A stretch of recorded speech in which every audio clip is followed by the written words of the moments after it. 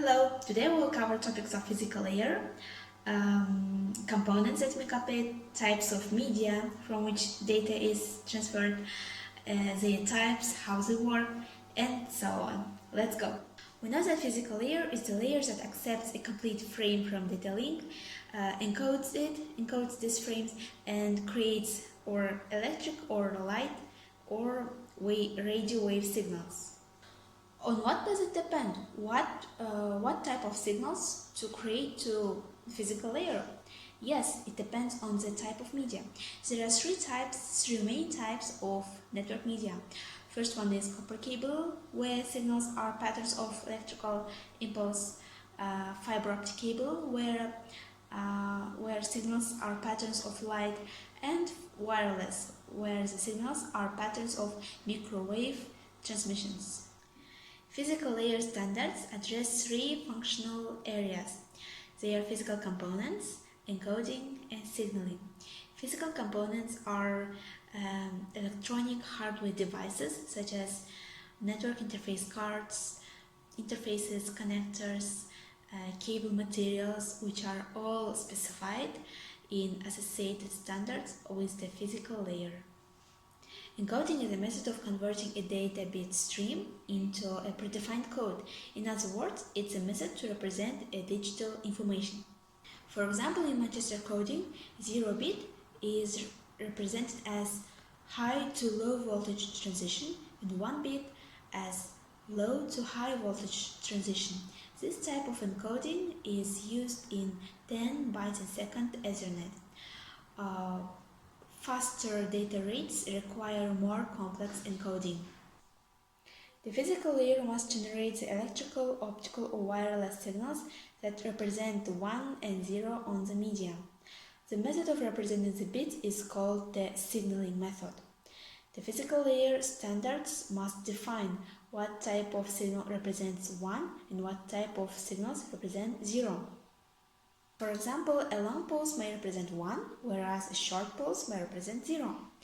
There are many ways to transmit signals. A common method to send data is using modulation techniques.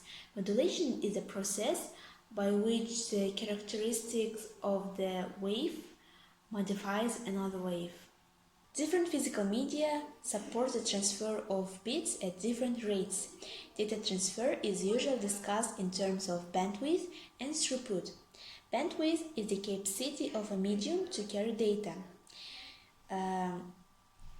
Usually it measures the amount of data that can flow from one place to another in a given amount of time. It typically measured in kilobits per second, megabits per second, or gigabits per second. But how would you define the bandwidth?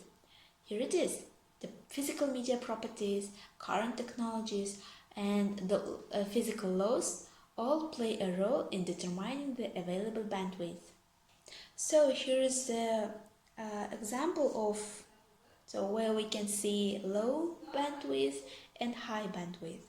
Channel 1 in yellow illustrates the output of a high bandwidth amplifier when its input is a sweep signal. Channel 2 shows the output of the low bandwidth amplifier under a similar condition. For this amplifier, the signal loss clearly increases with frequency. Throughput is the measure of transfer of the bits across the media over a given period of time.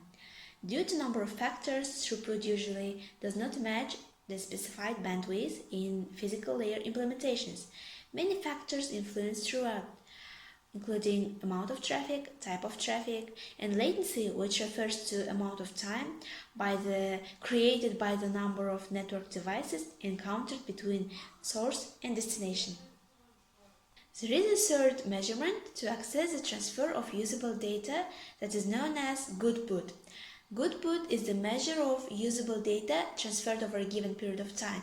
As I mentioned before, there are three main types of network media. If this video was useful for you, like this video, and thanks for watching. Networks use copper media because it is inexpensive, easy to install, and has low resistance to electrical current.